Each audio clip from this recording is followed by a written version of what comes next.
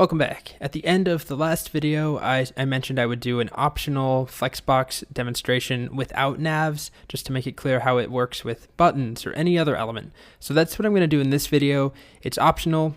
If you want, you can skip it if you don't care about Flexbox, or if you already are good with Flexbox, you knew it beforehand. Next up, we're talking about nav bars. I know it's an exciting topic, but I just felt I needed to at least give an option for the students who are totally left behind by Flexbox. So I'm going to make a new file here, and what I'm going to do is just demonstrate. Let's take a div and fill it with a couple of buttons. So I'll do button with class btn. Let's do large buttons, and let's do this first one as warning. Now let's do danger, and I'll just say, let's just give it a number like button 1 and save. And I'm going to let's do 4 of them. So we have danger, warning, totally unnecessary to do colors here, success, and then info, and give them different numbers so we can see the order. Save. Let's open this with live server. Okay, so here are the 4 buttons. I'm just going to do a flex demo, give them some space. These are the 4 buttons, and right now they're in a regular old div. If we look at the div, its display property is set to be, no, wrong page here. Here we go. It's set to block. You can see right here, display block. So before we can use Flexbox, I actually have to give this div a class of display flex, which we didn't have to do that with the nav because it's automatically done by Bootstrap. So I don't know if you could see that. It's a very slight change, but now there's no space between them. And if we look, it says display is set to flex. So now we're able to move things around. So remember, with Flexbox, the default is a row. So they're set in a row where the sort of the direction goes from left to right. So there's a box here. There's a lot of available space. It's inside of our container, so it doesn't go all the way across the page, but it goes from here to like somewhere over here. And as if we had a full screen, this would go all the way to over here. We'd have a lot of available space. So this box is very flexible. We just have to decide, how do we distribute these buttons now?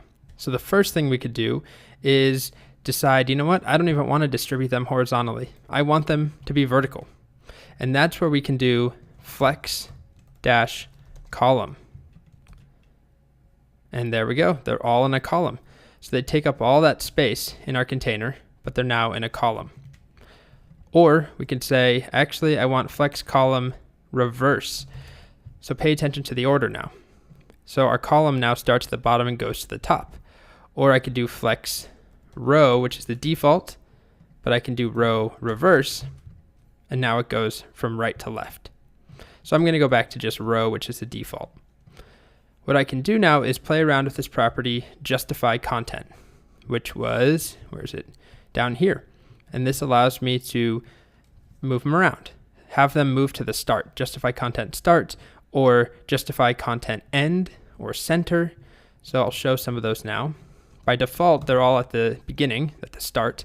But if I do justify content end, they now move to the end. If our row starts from here to here, left to right, this is the end. We can do center, which looks like that. But we also have these 2 other ones where we have between, which takes all the available space and divvies it up between them. And then there's also around, which is slightly different, which also adds space around them. So the container, or the box that's flexing, there's space around them. I guess that's a better way of explaining it. Okay. Now, the thing to mention though, if I reverse this, so let's say I do flex row reverse. Now if I do justify content end, instead of being on the right, our flex direction now goes from here, from right to left. So the end is over here. So I've moved them to the left. So it's just worth noting that you have to take into account whatever direction your box is set up in. Left to right, right to left, top to bottom, bottom to top. So then there's also this other property, this is the last thing I'll cover here, called align items. So align items works on what's called the cross axis. So imagine that, let's just go back to regular flex row. Right now, they're in this div. I'm going to give this div a height This is not the best way of doing it, but I'm just going to say height is 400 pixels and save. Okay, so now we have this big space right there. And right now, I'm moving them on our main axis. Let me get rid of that. I'm moving them left to right, distributing them horizontally. Align items lets me distribute them also vertically. In our case, it's vertical because we're working with a row. So I'm going to give a border. Oh, I see. You know what? I gave this height to the container. Let's just instead give it to our div. And then also I'm going to give my div a border so you can see the available space. All right. So now you can see right now by default, they're taking up all this vertical space. If I don't want them to stretch, which is the browser default, I can set align items start or align items end. So I'll do that now. Align dash items end. And then move to the bottom or center. So now they're centered, and I still can use justify content. Justify content center, and that will center them on the main axis. And now align item center centers them on the on the vertical axis, which technically it's not always vertical. So we call it the cross axis. And the crazy thing is, so if we switch this up, if I duplicate this, and this time we make this, I'll get rid of all of this. We make this one a flex column down here. When I say justify content, I'm now referring to the vertical direction because when we make it a column, the main flex direction goes from top to bottom.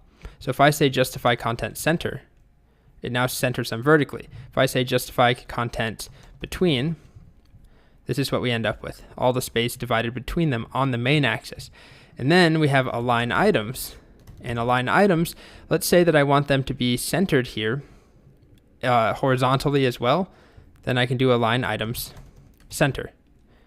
And there we go. So now we have these buttons that are, for some reason in this massive container, centered horizontally and vertically in this column setup versus in a row. And if I want them all centered together, so I don't want that space between, I could say justify content center. And now we end up with that. So I'll end this here. This is just hopefully making it a little clearer. First of all, that we're not only talking about navs. You can use these utilities on anything to help you position things. But this is a nice demonstration, or well, I shouldn't say that. I don't know if it is, but the visually is a nice demonstration of what we're working with. This is the whole box that we gave display flex to, and we can move things on the main axis, spread them out, divide up the space, and the cross axis. Same thing here. This one is a row, this one is a column from top to bottom. This one is a row from left to right.